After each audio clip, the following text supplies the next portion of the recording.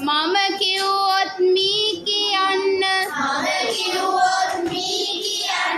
අපි කිව්වොත් මූ කියන්න එක් අයෙකුට ඊයොදන්න ගොඩ දෙනෙකුට තීයොදන්න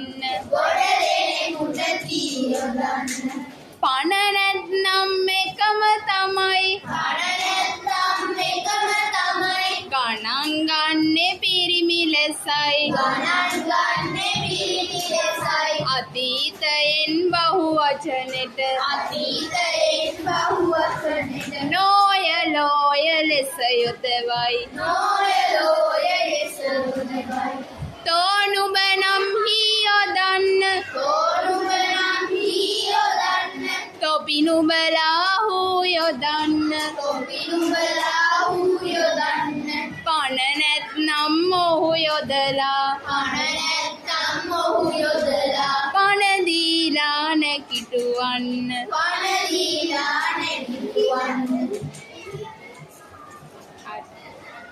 ඊට පස්සේ